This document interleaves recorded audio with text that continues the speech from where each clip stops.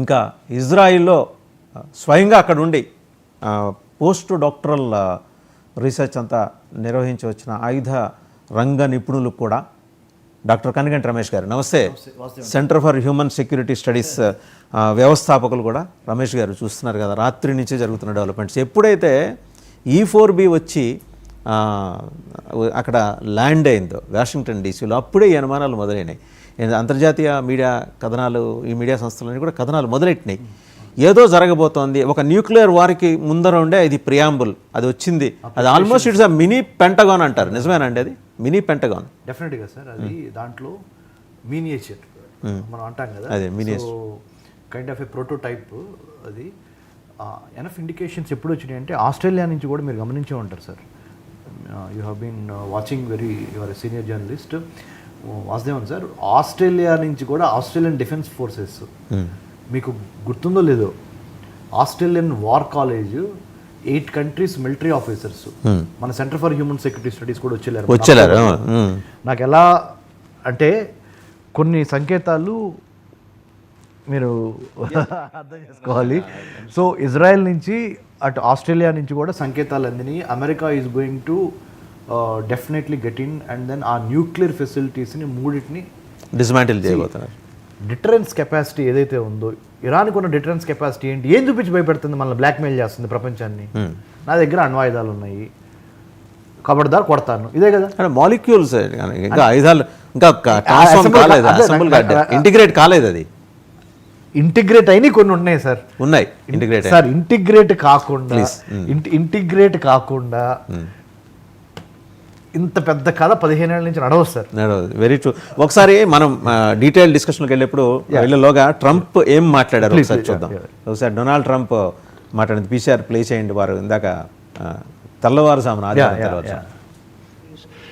In the Iranian regime, Fordo, Natanz, and Esfahan.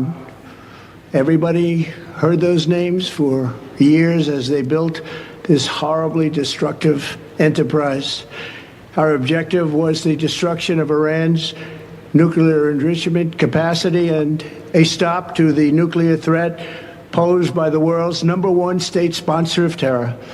Tonight I can report to the world that the strikes were a spectacular military success.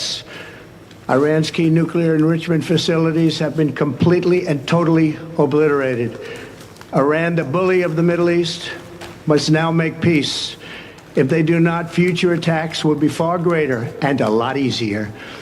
For 40 years, Iran has been saying death to America, death to Israel. They have been killing our people, blowing off their arms, blowing off their legs with roadside bombs. That was their specialty. We lost over 1,000 people, and hundreds of thousands throughout the Middle East and around the world have died as a direct result of their hate. In particular, so many were killed by their general, Qasem Soleimani. I decided a long time ago that I would not let this happen. It will not continue. I want to thank and congratulate Prime Minister Bibi Netanyahu. Yes, congratulated the Prime Minister Benjamin B. Netanyahu అని కూడా ఆయన చెప్పారు. అంటే ఆయన ఏ పరిణామాలు తమని ఇక్కడ దాకా తీసుకొచ్చాయనేది ఎక్స్ప్లెయిన్ చేసుకుంటారు. అంటే he has tried his level best to justify their action on nuclear Iran. Vasudevan sir, మీరు గమనించే ఉంటారు, ఏప్రిల్లోనే ప్రెసిడెంట్ ట్రంప్ చెప్పాడు, ఒక 60 days టైం ఇస్తున్నాను నేను, ఏప్రిల్ మే. సో మీరు 60 రోజుల్లో కనుక వచ్చి కూర్చొని మాట్లాడుకుందాం, ఇరాన్ రండి కూర్చొని మాట్లాడుకుందాం, నేనేదో అవుట్రైట్గా వచ్చి బాంబింగ్ చేయట్లే మిమ్మల్ని, ఫస్ట్ వచ్చి కూర్చోండి మాట్లాడుకుందాము. మీ దగ్గర ఉన్న ఎవిడెన్సెస్కి already International Atomic Energy Agency ఇదివరకు వెళ్ళినప్పుడు మీరు కొన్ని పర్మిషన్స్ ఇవ్వకపోతే మేము మిమ్మల్ని ప్రెజరైజ్ చేసాం, అప్పుడు ఒబామా టైంలో అది యాక్చువల్గా. సో అప్పటి నుంచి కథ నడుస్తూనే ఉంది. 100% Vasudevan sir, trust me, Israel has nuclear bombs, Iran has nuclear bombs. Iran enrichment Israel కూడా కలిగి ఉందా అంటే 100% సార్. అసలు you are there for a long time, మీకు ఎక్కువ తెలుసు సార్. Israel is a nuclear power, Iran is a nuclear power, India is a nuclear power, Pakistan is a nuclear power, America, France super nuclear power, super nuclear, Russia, China. సి ఒక 10 100 out of 195 countries in the world, 100% 10 countries have the nuclear edge. దాంట్లో ఇదే లేదు. కాకపోతే ఇక్కడ వచ్చిన problem ఏంటంటే ప్రజాస్వామ్యబద్ధంగా సమన్యాయ పాలన చేస్తా కాన్స్టిట్యూషనల్ అంటే రాజ్యాంగబద్ధంగా ప్రజల చేత ప్రజల కొరకు ప్రజలచే పరిపాలించబడుతున్న రాజ్యాల దగ్గర న్యూక్లియర్ వెపన్ ఉండటం వేరు, డెస్పాటిక్గా ఆటోక్రటిక్గా రిలీజియస్ మెంటాలిటీతో అంటే extreme religious extreme fundamentalist not being religious is not fundamental ultimate మీరు చెప్పి అదే ఫండమెంటల్ టు ద కోర్. అంటే మీన్ తప్పితే ఎవరు లేడు ప్రపంచంలో, మా తప్పితే ఇంకోటి ఏం లేదు అనే ఈ భావనను చూడండి.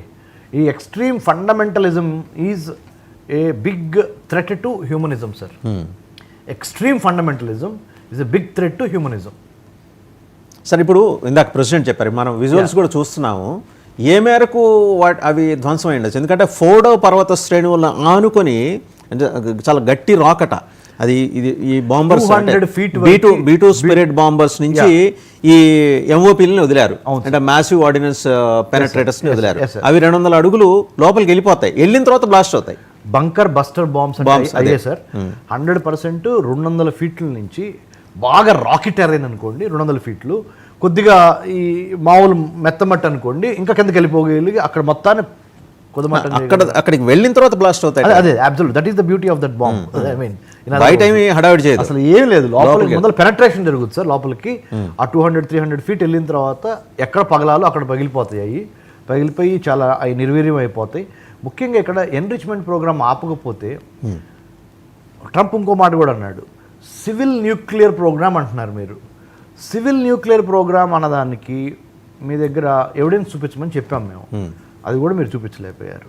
సో కాబట్టి Trump has given enough time, ఇంకా ఫైనల్గా ఇది జరిగింది. కాకపోతే ఇక్కడ మనం గమనించాల్సింది ఏంటంటే Vasudevan sir, how Russia, China, north Korea, Turkey will react to what has happened 2 hours back, 3 hours back.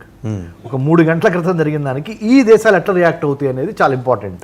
అంటే ఒక రకంగా చెప్పాలంటే Iran-Israel war now has become a global war.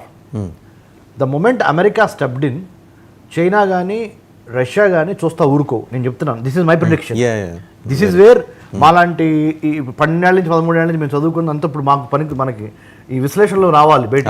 ఏంటంటే ఎలా రియాక్ట్ అవ్వబోతున్నాయి అంటే సార్, తప్పనిసరిగా అవుట్ స్టాండింగ్ డిస్ప్యూట్ సెటిల్మెంట్స్ అవి ఉంటాయి కదా, ఆబ్వియస్లీ చాలా ఉన్నాయి కదా, between America and China, between Russia and America.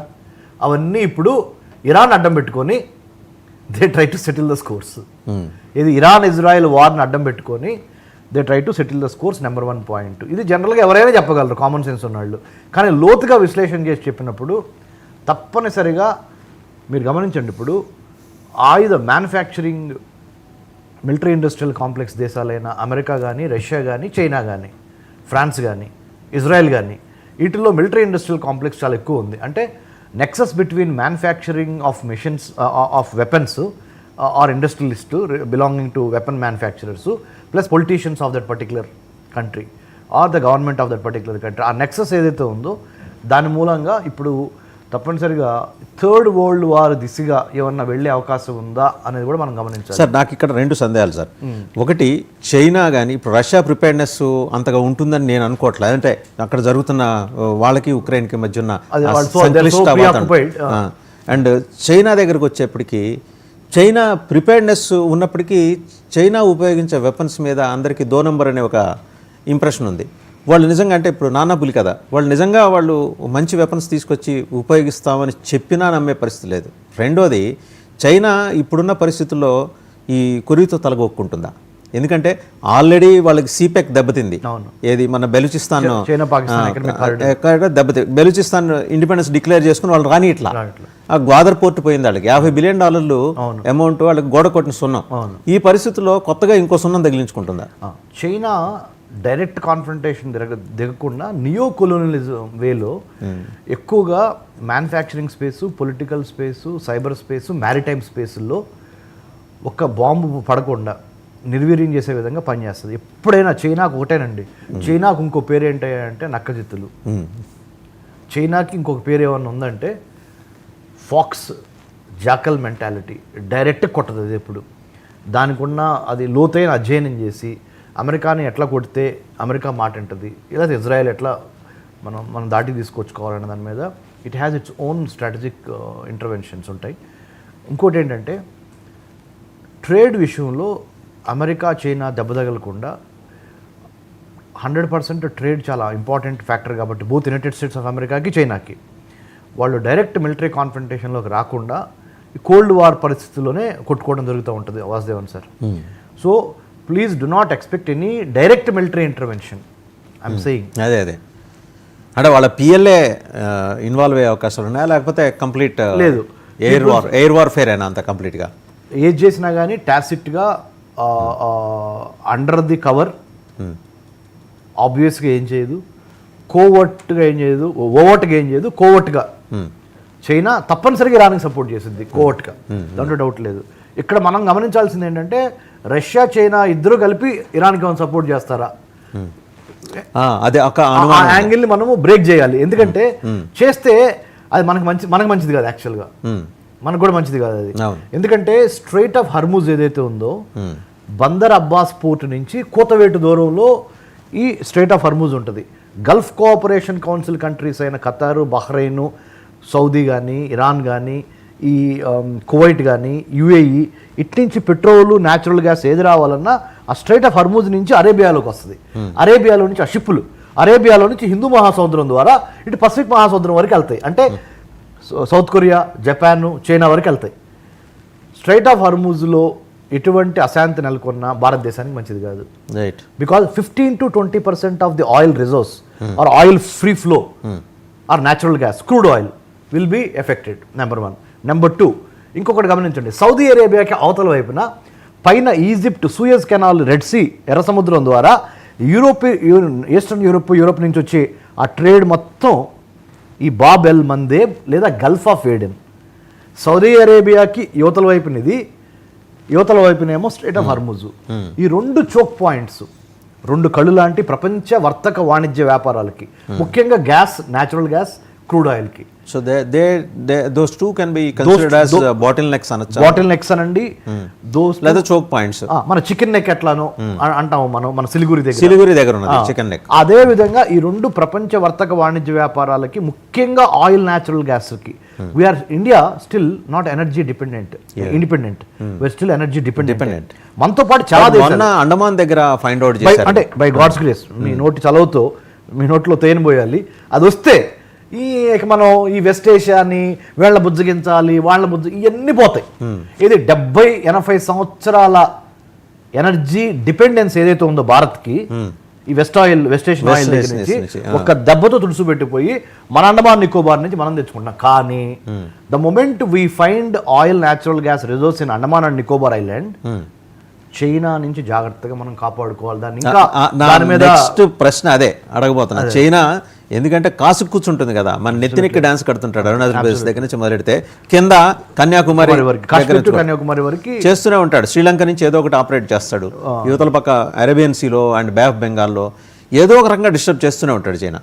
యాక్చువల్గా ఈ పాకిస్తాను, భారతదేశానికి సంబంధించి వచ్చినప్పుడు ఈ 1000 cuts థియరీ అనేది మనం ఇదివరకు వింటూ ఉంటాం. ఏది భారతదేశాన్ని ఇబ్బంది పెడతానికి, మీరు ఇక్కడ కొడితే మేము కాశ్మీర్లో మమ్మల్ని మీరు ఆపితే మేము వేరే చోట మిమ్మల్ని ఇబ్బంది పెడతాము, ఇంటర్నల్గా ఉన్న స్లీపర్ సెల్ టెర్రరిస్టుల ద్వారా దేశ అంతర్గత భద్రత. కమింగ్ బ్యాక్ టు దిస్ ఇది కాన్ఫ్లిక్ట్ అండి. ఇప్పుడు నతాన్స్, ఫోర్డో అండ్ ఎస్ఫహాన్ ఈ మూడింటిని కొట్టేశాం అంటే చాలా క్లారిటీతో చెప్తున్నారు ప్రెసిడెంట్ ట్రంప్. ఈ మూడింటిని మేము కొట్టేశాం, సో ఇక్కడతో ఆపేస్తున్నాం అంటే ఆయన ఏంటి, మా పని ఇంతవరకే, మేము ఇజ్రాయెల్కి ఇంతవరకే చేస్తాం, కంప్లీట్గా మేము యుద్ధంలోకి దిగదలుచుకోలేదు అంటే చాలా డిప్లొమాటిక్గా వ్యవహరిస్తున్నట్టు ఆయన వైఖరి.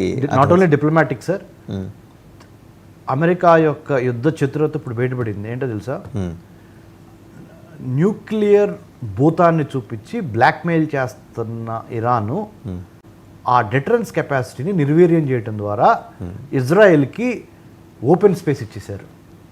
అమెరికన్స్ వెళ్ళండి కొట్టేసేయండి, ఇప్పుడు వరకు మీరు భయపడుతుంది ఏంటి, ఇజ్రాయెల్కి ఆ కెపాసిటీ లేదు కదా ఇప్పుడు ఈ బాంబర్స్ని తీసుకెళ్ళి అందుకని అమెరికా అంటే కాగల కార్యం గందరగోళం అన్నట్టు అమెరికన్ ప్రెసిడెంట్ ఇజ్రాయెల్ ఏదైతే చేయలేకపోయిందో ఇది B-2 బాంబర్స్ కానీ లేదా బంకర్ బస్టర్ బాంబర్స్ కానీ పంపించి అంటే న్యూక్లియర్ వెపన్స్ని డీన్యూక్లియరైజ్ చేయటం అది చేసేసింది ఇప్పుడు నెంబర్ 1. ఇప్పుడు ఇజ్రాయెల్కి ఫ్రీ హ్యాండ్ దొరికింది హమాస్ని హెజ్బుల్లాస్ని హేతీస్ని కొట్టడానికి. ఆ మూడింటిని కొడతంతో పాటుగా ఇరాన్లో ఉన్న సీనియర్ లీడర్షిప్ను కూడా ఇప్పుడు కొట్టిద్ది ఇజ్రాయెల్ ఈ అవకాశాన్ని ఉపయోగించుకొని. ఇంకోటి ఏంటంటే అమెరికా కూడా చాలా డిప్లొమాటిక్గా ఏం చేసింది, చైనాకి రష్యాకి యూరోపియన్ యూనియన్కి ఒక సమాధానం చెప్పింది. చూడు మేము ఓన్లీ ఇరాన్లో ఉన్న న్యూక్లియర్ ఫెసిలిటీస్ని మాత్రమే సివిలియన్స్ మీద కానీ ఇంకోటి కానీ మేము చేయలేదు. కాబట్టి this is 100% justified whatever we have done. We have only taken care of the nuclear facilities of Iran. It means we're not against Iranian civil society అని చెప్పేసేసి వేరే వాళ్ళని అక్కడితో కట్టడి చేసింది. కానీ China Russia, mark my word sir, China Russia European Union పక్కన పెడదాము, China Russia North Korea Turkey will find a way to pay some price by United States in the days to come. ఏం చేస్తారంటే వాళ్ళు non state యాక్టర్స్ని బాగా, ముఖ్యంగా Iran ద్వారా non state actors అయిన Hezbollah, Houthi, Hamas వీళ్ళని ఇంకా ఎక్కువ యాక్టివేట్ చేస్తారు. చేసి ఈ ఇజ్రాయెల్కి సంబంధించిన ఎనిమీ కంట్రీస్ అందరినీ ఒక చోటకు తీసుకొచ్చి అమెరికా ఇజ్రాయెల్ చేస్తున్న దాన్ని ఒక పెద్ద భూతద్దంలో చూపించడానికి ప్రయత్నం చేస్తారు. అంటే సోషల్ ఇంజనీరింగ్ చేస్తారు, అంటే రీఇంజనీరింగ్ చేస్తారు. యాక్చువల్గా మీరు చెప్పాలంటే అమెరికా శత్రువులు, ఇజ్రాయెల్ శత్రువులు ఎవరైతే ఉన్నారో వాళ్ళందరినీ తమ మిత్రులుగా మార్చుకొని అవసరమైతే ఐక్యరాజ్య సమితిలో కూడా చేయొచ్చు, ఏది వాళ్ళని ఎండగట్టే కార్యక్రమం చేయొచ్చు. కానీ but how strong they are నేను అనేది వెరీ వీక్. ఇందాక మన మామిడి గిరిధర్ గారు కూడా చెప్పారు పెద్దలు, ఆయన దాంతో నేను కూడా ఏకీభవిస్తున్నాను. There is no unity in the Islamic world. నిజమంటారు, అది నమ్మచ్చా? 100%. అసలు ఎందుకు చెబుతానంటే ఇరాన్లో అంటే ఇస్లామిక్ వరల్డ్లో ఉన్న షియా సున్నీ డిఫరెన్సెస్ మనము ఇప్పుడు వరకు మోకాళ్ళ లోతు వరకే చూసాం. కానీ ఇప్పుడు గొంతు వరకు పేకల లోతు ఆ డిఫరెన్సెస్ ఉన్నాయి. ఇదేదో పైన డిఫరెన్సెస్ కాదండి, పెరిఫెరల్ కాదు, కోర్ డిఫరెన్సెస్ ఉన్నాయి. ఎలా చెప్పొచ్చండి అని మీరు అడిగితే evidence, Islamic Republic of Iran చేస్తున్న ఏ చర్యనైనా సౌదీ అరేబియా కానీ ఈజిప్ట్ కానీ దేర్ ఫ్రెండ్స్ కానీ they have never appreciated or supported. Moreover in the recent past Saudi Arabia, UAE have become a strategic partner to Israel. ఇది చాలా కొత్త అంశం, మీకు తెర మీదకి వచ్చిన అంశము. కానీ ఇప్పుడు గివెన్ దిస్ ఇరాన్ ఇజ్రాయెల్ కాన్ఫ్లిక్ట్లో ఇది చాలా important matter. Saudi Arabia intelligence, UAE intelligence is working for whom? The state of Israel, not Islamic Republic of Iran. అదే కదా ఇందాక ఇప్పుడు మామిడి గిరిధర్ గారు చెప్పింది ఏంటంటే, వాడు అక్కడెక్కడో డ్రోన్స్ బయలుదేరారు ఆయన అని 6 గంటల ముందు చెప్పాడు, సౌదీ అరేబియా చెప్పాడు ఇజ్రాయెల్కి. Sir UK bases, French bases, American bases, BASC base plus ఈ జోర్డాను, ఈ కంట్రీస్ ఉన్నాయి కదా సార్, సౌదీ అరేబియా, ఇవన్నీ ఇరాన్కి సపోర్ట్ చేయట్లా, ఇజ్రాయెల్ అమెరికాకి సపోర్ట్ చేస్తున్నాయి మిలిటరీ యాక్షన్లో భాగంగా. సో అది కొసమెరుపు ఇక్కడ. కాబట్టి ఇరాన్ హ్యాస్ బికమ్ ఎలినేటెడ్. ఆ ఎలినేషన్ జరిగిపోయింది. సో కాకపోతే ఎంత జాగ్రత్తగా స్మార్ట్గా there is everything is fair in love and war అంటారు కదా, ఆ చందాన అమెరికా ఇంకెక్కువ డిస్ప్రపోర్షనేట్ ఇన్ఫ్లుయెన్స్ ఉపయోగించకూడదు మళ్ళీ. ద మొమెంట్ అమెరికా బ్యాలెన్స్డ్ గానే మాట్లాడారండి ఇప్పుడు వరకు ఇక అమెరికా బ్యాక్ ట్రాక్ అయినట్టు మాట్లాడి శాంతి వచనాలకు వెళ్ళిపోవాలి అన్నది కదా. మా ఉద్యోగం ఇంతవరకే కాదు, చేతల్లోకి వెళ్ళి కూర్చోబెట్టి చేయలేదు అనుకోండి, మళ్ళీ పోలరైజేషన్ జరిగే అవకాశం ఉంది. ఓకే, అప్పుడు ఇస్లామిక్ నేషన్స్ మళ్ళీ సో ఇంకా కళ అవ్వలేదండి, పిక్చర్ అభి బాకీ హై అన్నట్టుంది ఇంకా. So it is a dynamic నేచర్లో ఉన్నాయండి. అంటే nothing is static, everything is dynamic, minute by minute. కాబట్టి we have to wait and see.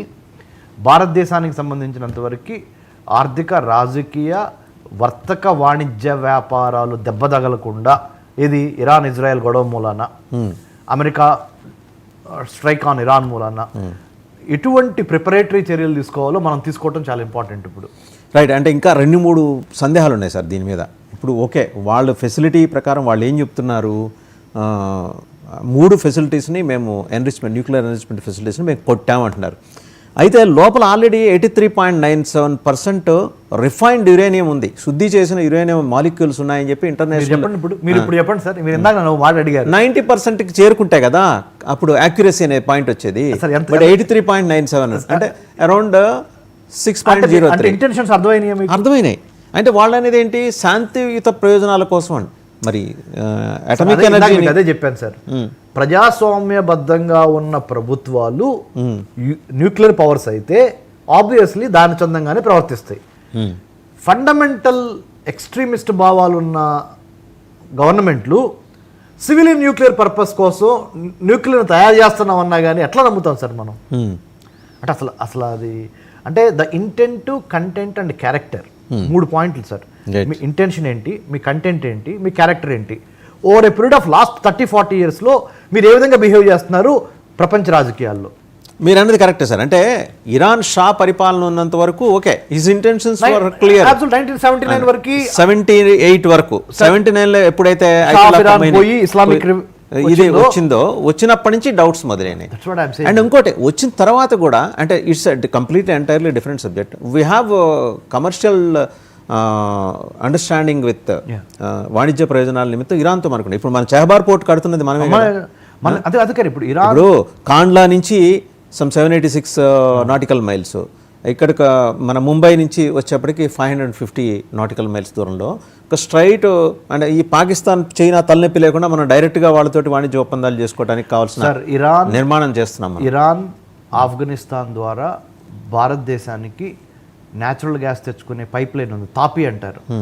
Iran and Tajikistan, Afghanistan ద్వారా లోపలికి వచ్చే అది కూడా ఎఫెక్ట్ అవుద్ది. తర్వాత మీరు చెప్పినట్టు చాబహార్ పోర్ట్లో కూడా మనం చాలా ఇన్వెస్ట్మెంట్ చేస్తున్నాం, అది ఎఫెక్ట్ అవుద్ది. కాబట్టి ఇరాన్ ఇజ్రాయెల్ మధ్య వారు భారతదేశానికి మరి అంటే వేరే వాళ్ళ గురించి తర్వాత ఆలోచిద్దాం, మనకి చాలా మంచిది కాదు సార్. అది ఎంత త్వరగా అయిపోతే అంత మంచిది. నేననేది అది. ఇప్పుడు మనం చాబార్ పోర్ట్ కోసం మన ఇన్వెస్ట్మెంటే కాదు, ఇన్వెస్ట్మెంట్తో పాటు మన వాణిజ్య ప్రయోజనాలు కూడా ఉన్నాయి. And we can bypass Pakistan and China absolutely, and via Afghanistan. Road మార్గం కూడా మనం కన్స్ట్రక్ట్ చేస్తున్నాం. అది వాడి సీపెక్ ఎట్లా చేస్తున్నాడో మనం వయా ఆఫ్ఘనిస్తాన్ మనం చేస్తాం. ఇంపార్టెంట్ పాయింట్ మీరు చెప్పారు. బెల్ట్ అండ్ రోడ్ ఇనిషియేటివ్కి వ్యతిరేకంగా, చైనా బెల్ట్ అండ్ రోడ్ ఇనిషియేటివ్కి వ్యతిరేకంగా మనం ఐమెక్ స్టార్ట్ చేసాం, Israel middle east Europe economic corridor. So Iran నుంచి చాలా ఇంపార్టెంట్ మనకి. ఇరాన్ నుంచి కూడా వెళ్ళాలి మనం, దాంట్లో నుంచి వెళ్ళాలంటే అటు వెళ్ళాలంటే యూరోప్ దాకా వెళ్ళాలంటే. సో ఐమెక్ తీసుకున్నా మనకు చాలా ఇంపార్టెంట్, చాబహార్ పోర్ట్ తీసుకున్నా చాలా ఇంపార్టెంట్. ఇండియా ఇరాన్కి మధ్య ఉన్న cultural relations point of view కూడా చాలా ఇంపార్టెంట్. అన్నిటికి మించి మన gas, natural gas, crude oil అవసరాలు కూడా ఇంపార్టెంట్. సో ఏ విధంగా చూసినా అటు ఇజ్రాయెల్ ఇంపార్టెంట్ మనకి, ఇటు ఇరాన్ ఇంపార్టెంట్. ఎవరు ఎక్కువ ఇంపార్టెంట్ అన్నప్పుడు ఆబ్వియస్లీ ఇప్పుడు given the current situation Israel is more important than Iran. ఇది స్ట్రాటజిక్గా మనం మిలిటరీ పరంగా గమనించినట్లయితే. ఎందుకంటే Israel is all weather friend to India and it has proved time and again. Iran ఆ విధంగా మనతో మాట్లాడినట్టు ఏమీ లేదు. ఇది జమ్మూ కాశ్మీర్ విషయంలో ఇరాన్ ఎప్పుడు పాకిస్తాన్ని స్టాప్ చేసిన చందం లేదు ఇంతవరకు. సో ఇరాన్ కొద్దిగా డ్యూబియస్గా అటు ఇటు ఉంది, కానీ ఇజ్రాయెల్ మటుకు అవుట్ రైట్గా ఇండియా వైపు ఉంది. అవుట్ రైట్గా, ఎందుకంటే ఇప్పుడు మన ఆపరేషన్ సింధూర్ సమయంలో మనకి అవుట్ రైట్గా they have extended their solidarity and support, intelligence, defence, arms and ammunitions. So ఇవన్నీ ఉన్నాయి. కాబట్టి if you ask me, Israel is the most important, Iran is important.